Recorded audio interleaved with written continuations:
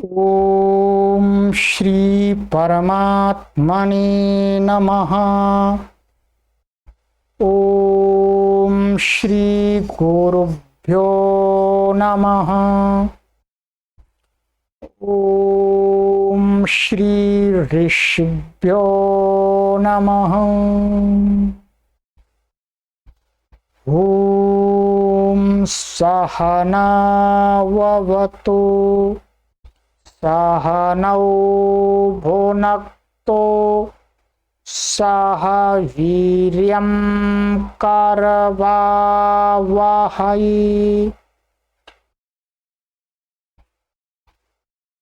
तेजस्विनावधीतमस्तु मा विद्विषावहै।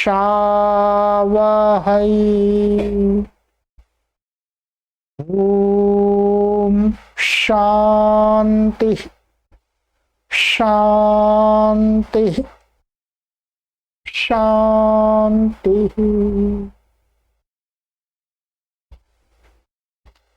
सर्वेभ्यो नमः।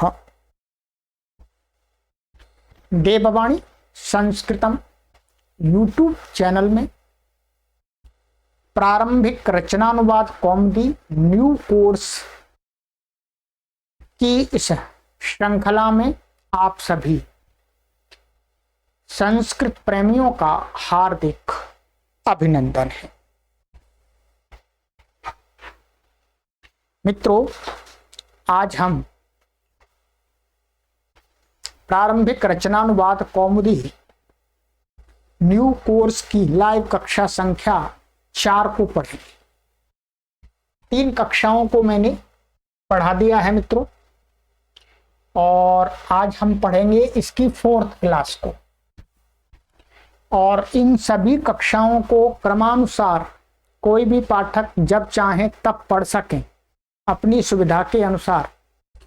इसके लिए यहाँ इसी देववाणी संस्कृतम यूट्यूब चैनल में प्लेलिस्ट होती है, उस प्लेलिस्ट में एक कॉलम बना दिया है प्रारंभिक रचनानुवाद कौमुदी न्यू कोर्स। ठीक है, ध्यान से सुन लीजिएगा। प्रारंभिक रचनानुवाद कौमुदी न्यू कोर्स नाम का, उस पर आप क्लिक करके कभी भी इन सभी कक्षाओं को पढ़ सकते हैं। चलिएगा मित्रों, ये कक्षा आप सभी से फिर बार बार बीच बीच में मैं आपको ये स्मरण दिलाता रहूंगा कि आपको ये 4 बातें इस कक्षा को पूरी को सीरीज को पढ़ते हुए ध्यान रखनी है। संकल्प जो आपने लिया है वो संकल्प आपका डिगना नहीं चाहिए, वो विकल्प में नहीं बदलना चाहिए, संकल्प ही रहना चाहिए। श्रद्धा आपकी पूरी बनी रहे ऐसा आप प्रयास करें। धैर्य आप बना करके रखें, पैसेंस को रखें और परिश्रम निरंतर करते रहें। इन बातों को ध्यान पूर्वक आप स्मरण करते रहिए। मैं भी आपको बीच बीच में स्मरण दिलाता रहूंगा। और आप सभी पाठकों से मेरा विनम्र निवेदन है कि सभी पाठक जो इस कोर्स को पढ़ना आरंभ किए हैं, वे सभी पाठक इस सीरीज की 20 कक्षाओं को अवश्य पढ़ें, 20 क्लासेस को अवश्य पढ़ें। तब आप विचार करें कि आपको ये पूरा कोर्स पढ़ना चाहिए कि नहीं पढ़ना चाहिए। बहुत सारे पाठक आते हैं और वो सोचते हैं कि 1-2 कक्षा पढ़ने से हम संस्कृत के पंडित बन जाएं। ऐसा असंभव है।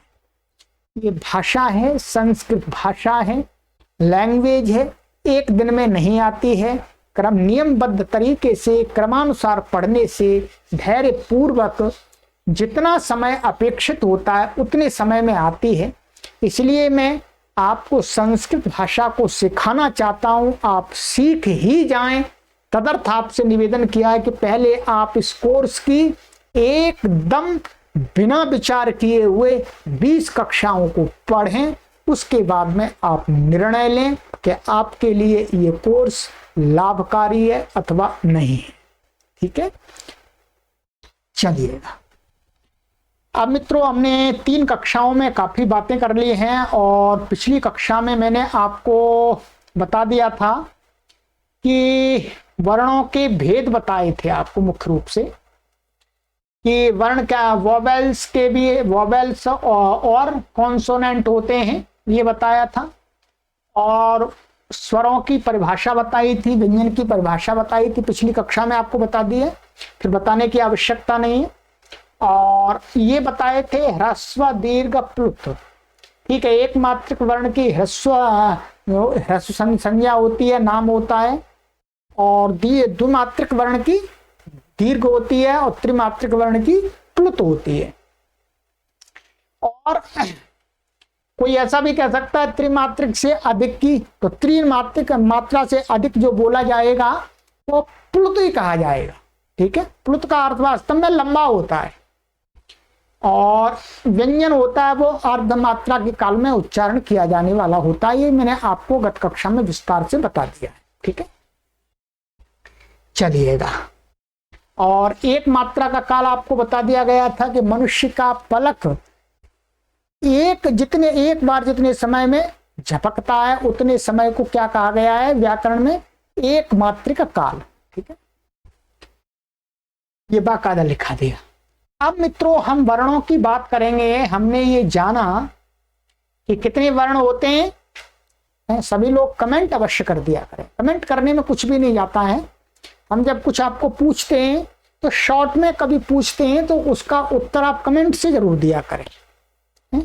कमेंट करने से दूसरे लोग भी देखते हैं तो उनका भी ज्ञानवर्धन होता है, ठीक है।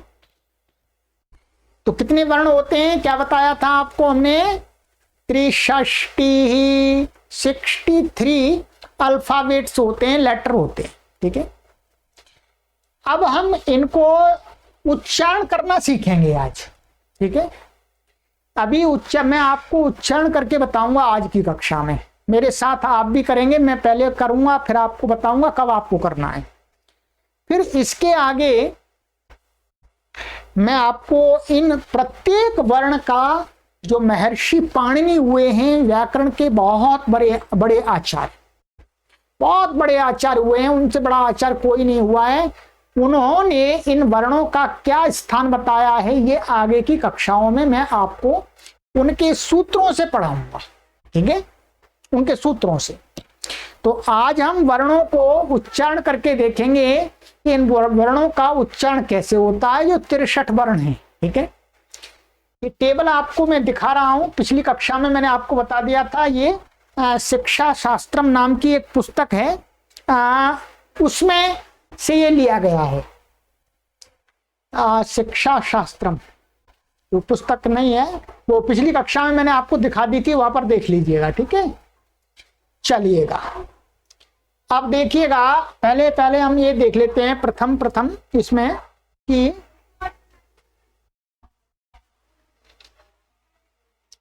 ये आप देख पा रहे हैं,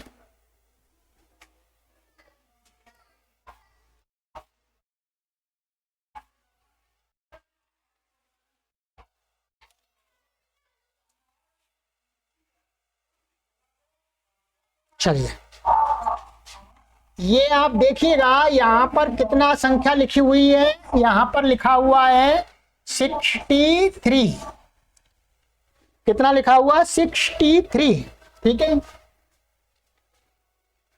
इन सभी वर्णों को दो विभागों में पहले बांटा है, एक को बोलते हैं स्वर, दूसरे को बोलते हैं व्यंजन। स्वर मीन्स वोवेल और व्यंजन मीन्स कॉन्सोनेंट, ठीक है। ये आप देख रहे हैं, ये इन दो विभागों में बांट दिया, अर्थात इधर के जो वर्ण हैं ये कैसे हो गए स्वर, वोवेल्स, और इधर के जो बाकी के जो इतने, ये कितने हो गए आपके, ये हो गए व्यंजन, ठीक। स्वरों की संख्या है 22,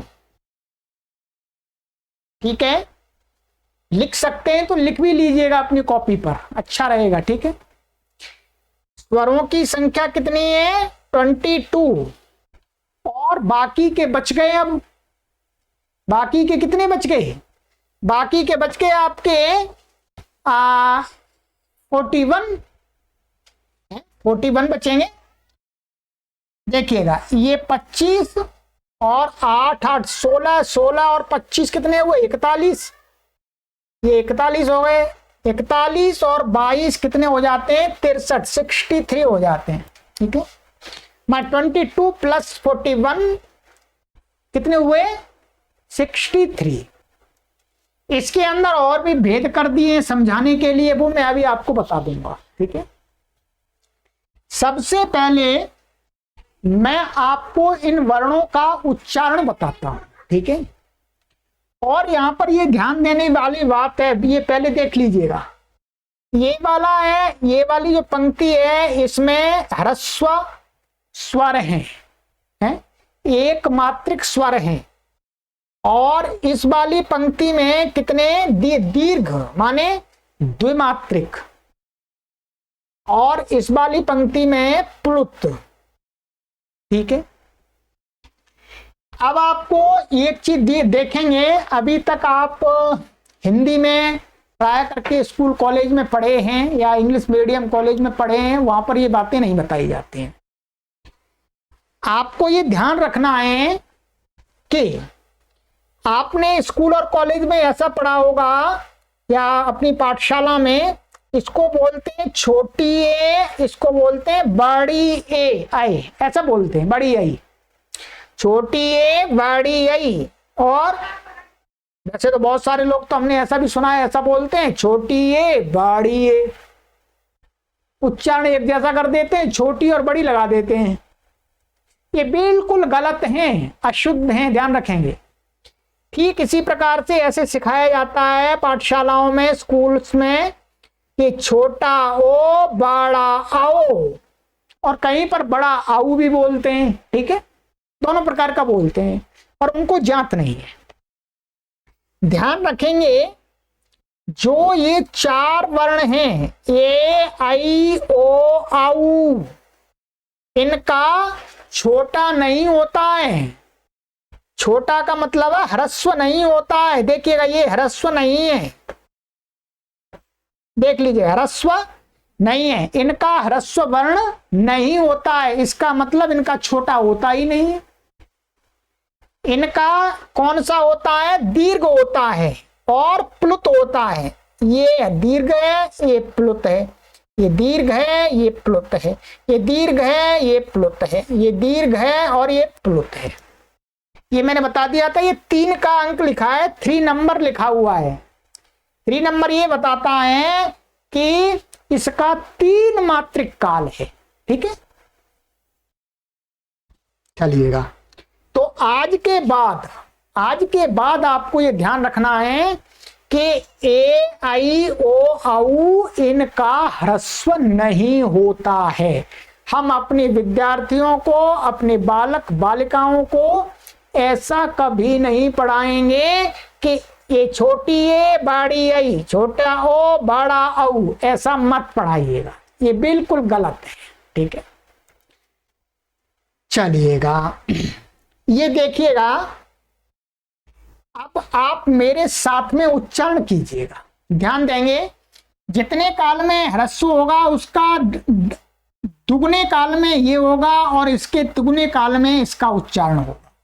ठीक है, ये जो उच्चारण है ये व्यवहार में बहुत कम प्रयोग होता है। ठीक है, चलिएगा, अब आप मेरे साथ में बोलेंगे।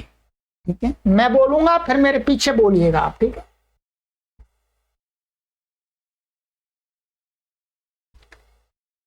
आ आ आ आ आ आ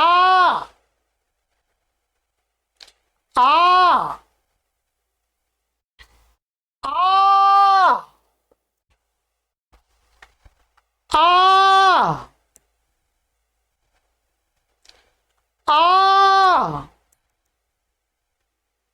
आप तीनों लगातार बोलिएगा मेरे साथ में। आ आ आ आ आ आ आ आ आ आ लंबा खींचना है। इसका मतलब ये नहीं है कि आपको जोर से बोलना है, जोर से नहीं बोलना, लंबा खींचना है। इसका 3 गुना करना है, इसका दुगुना ये करना है, इसका 3 गुना ये करना है। आ आ आ, क्लियर है? आ आ आ, चलिएगा आगे आइएगा। ई ई ई ई ई ई ई, बोलिए ई ई ई ई ई, ठीक है? ऐसा मत सोचिएगा ये छोटी ई है, छोटी नहीं है, ये 3 गुनी है। ई ई ई, ओ ऊ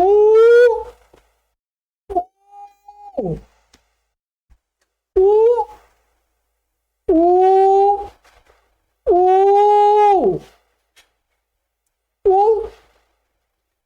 ऊ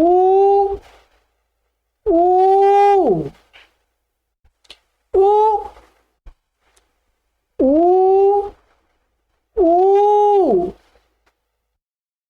अब इसको ध्यान से बोलना है आपको। ये प्राय करके गलत लोग उच्चारण करते।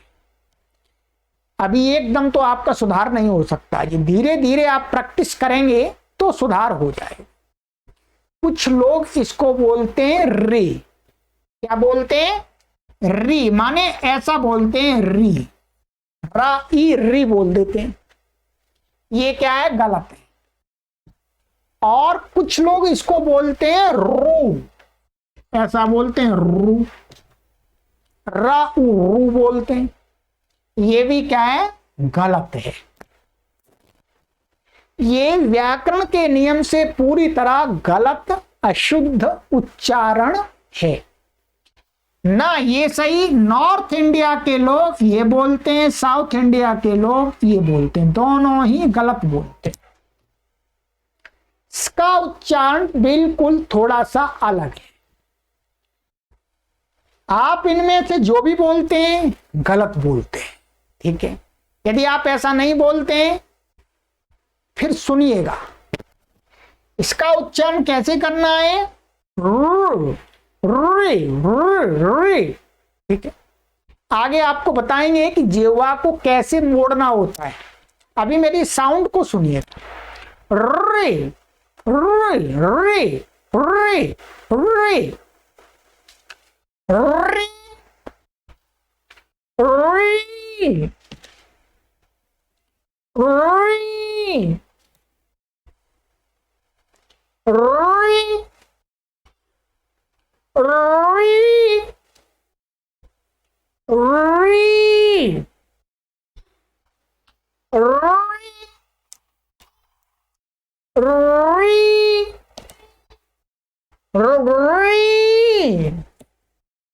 ठीक है? हिंदी में वास्तव में इसका प्रयोग नहीं होता है, इसका नहीं होता है हिंदी भाषा, ठीक है? केवल इसका प्रयोग होता है। इसलिए यदि आपको ये आ गया, यदि आपने ये अपना सुधार कर लिया, री और रू को हटा करके रे रे, आप डिफरेंस समझिएगा। री रू और रे, ये रे है, रे, ठीक है? रे। चलिएगा, ये क्या है? ये ह्रस्व हो गया, ये दीर्घ हो गया, ये प्लुत हो गया। ये ह्रस्व हो गया, दीर्घ हो गया, प्लुत हो गया, ह्रस्व हो गया, दीर्घ हो गया, प्लुत हो गया, और ह्रस्व हो गया, दीर्घ हो गया, प्लुत हो गया। इन 4 वर्णों के तो ह्रस्व दीर्घ प्लुत तीनों वर्ण होते हैं, ठीक है? आगे आ रहा है ये वर्ण। ये वर्ण हिंदी में वास्तव में प्रयोग तो होता है पर संस्कृत में थोड़ा अलग है, ठीक है। आइएगा, इसका उच्चारण होता है लृ, बोलिएगा लृ लृ लृ। इसका दीर्घ नहीं होता है, इसलिए ब्लैंक रखा है, खाली रखा है। बोलिएगा, इसका दीर्घ नहीं होता है, इसका प्लुत होता है। क्या होता है? Louis Louis Louis Louis. चलिएगा, अब आगे आ जाइएगा। एक एक वर्ण को सिखाना है, चाहे बेशक के ये टेबल में 2 कक्षाओं में आपको पढ़ाऊं, परंतु मैं धैर्यपूर्वक पढ़ाऊंगा, शीघ्रता से नहीं पढ़ाऊंगा, ठीक है। जिनको शीघ्रता से पढ़ना है फिर क्या कह सकते। अब आइएगा, अब देखिएगा, इसका ह्रस्व नहीं होता है, इसका भी ह्रस्व नहीं होता, एक मात्रक नहीं होते हैं, इनके क्या होते हैं? द्विमात्रिक और त्रिमात्रिक, ठीक है। ए ए ए ए ए, इसको लंबा करना है, आई नहीं बना देना, इसको रखना है ए पर, लंबा करना है। ए ए ए ए ए ए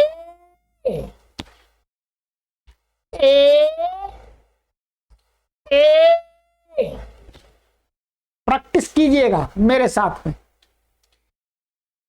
आई आई आई आई आई, इसको लंबा ही खींचना है केवल। आई आई आई आई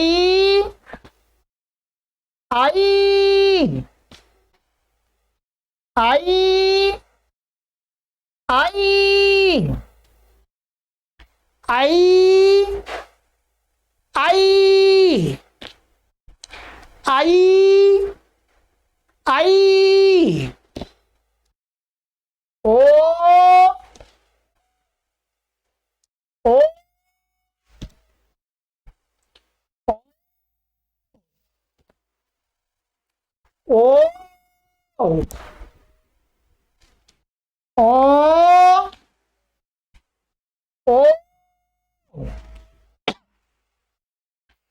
ओ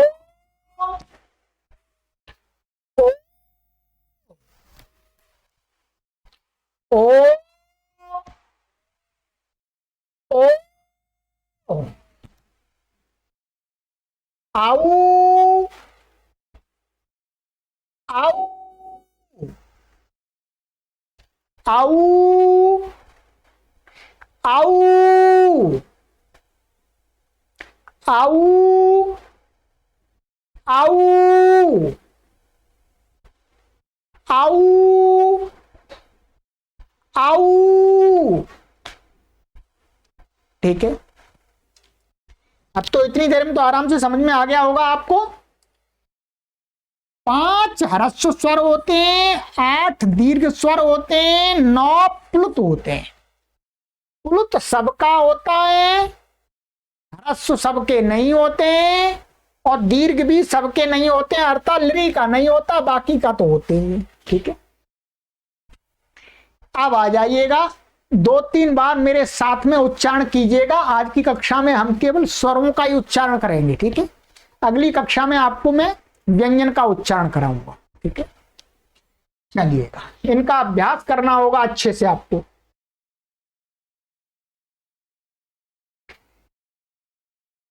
आ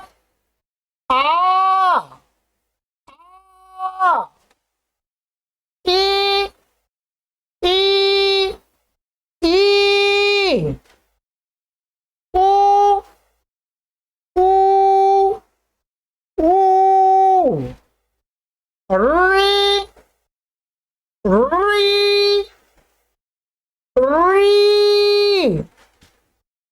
री री ए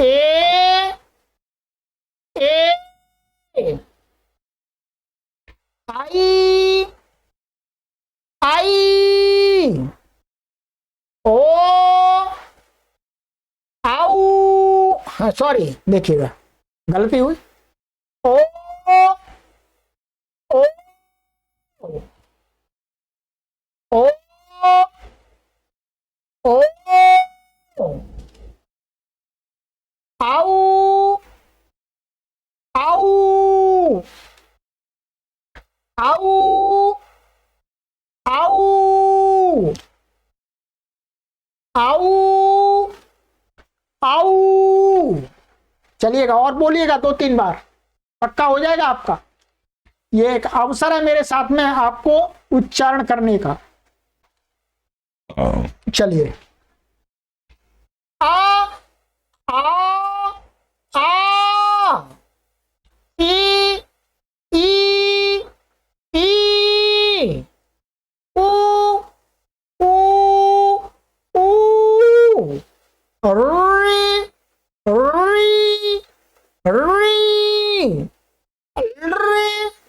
री री ए आई आई ओ ओ आऊ आऊ। ठीक है, चलिएगा एक बार और बोलिएगा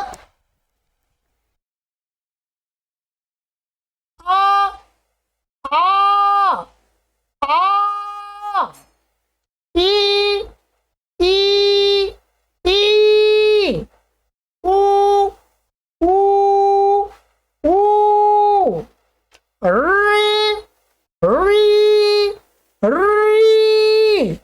री री री। ठीक है, दीर्घ ये प्लुत होगा, री री ए आई आई ओ ओ आऊ आऊ। ठीक है, अब आपको स्वयं प्रैक्टिस करनी है। ठीक है, आज की कक्षा में मैंने आपको स्वरों का उच्चारण सिखा दिया, बहुत बड़ी बात है। अरे हमारे संस्कृत की परंपरा में तो ऐसा कहते हैं कि जिससे हमने एक अक्षर पढ़ा, जिसने हमें एक अक्षर सिखा दिया, उस गुरु का हम जीवन भर ऋण नहीं उतार सकते। मैंने तो आपको आज कक्षा में 22 पढ़ाए, कोई बात नहीं, ऋण वाली कोई बात नहीं है। आप सीखिएगा, सीखिएगा और इस विद्या को जन जन तक ले जाइएगा। इस वैज्ञानिक भाषा को ग्रामों के लोगों तक पहुंचाइएगा, उनको भी जांच हो जाए कि संस्कृत भाषा में अच्छा ऐसे उच्चारण होता है। सही उच्चारण तो, एक्यूरेट प्रोनाउंसिएशन तो ये है। ठीक है, चलिएगा तो अभ्यास कीजिएगा। आगे की कक्षा में आपको व्यंजन कराएंगे और आगे फिर कक्षा निरंतर चलती रहेगी। आपको प्रत्येक अक्षर के उच्चारण का महर्षि पाणिनि ने जो स्थान बताया है, उनके बाकायदा मैं आपको सूत्र पढ़ाऊंगा इस सीरीज में। अभी है इस पुस्तक का आरंभ तो थोड़े अभी लगभग 10 कक्षाएं बनेंगी ये वर्णोच्चारण के विषय में। उनके बाद आपकी आरंभ होगी प्रारंभिक रचनानुवाद कौमुदी, आराम से समझ में आएगी आपको फिर। और आपको ये छोटी छोटी सूक्ष्म बातें हैं तो छोटी, परंतु क्या न जानने के कारण से हमको बहुत बड़ी लगती है। और न जानने का कारण क्या है कि हमारी परंपरा में लोगों ने पढ़ाना बंद कर दिया, स्कूल कॉलेज कहीं पर भी नहीं पढ़ाते हैं। तो मित्रों, हमने ये एक ऐसा महान विश्वविद्यालय बनाया है कि यहाँ पर करोड़ों लोग अपनी सबसे प्राचीनतम माता संस्कृत भाषा को जान सकते हैं सरल ढंग से और इसकी गहराई तक पहुंच सकते हैं। चलिएगा मित्रों, ध्यान रखें, हमारी गुरुदक्षिणा को अवश्य देते रहें। संस्कृत के प्रचार प्रसार हेतु सभी पाठक वृंद 100 लोगों को देववाणी संस्कृतम यूट्यूब चैनल से जोड़ते रहें और इन सभी कक्षाओं को अधिक से अधिक शेयर करते रहें। चलिएगा, आप सभी पुण्य आत्माओं को कोटि कोटि नमन करते हुए अपनी वाणी को विराम देते हैं। सर्वेभ्यो नमः।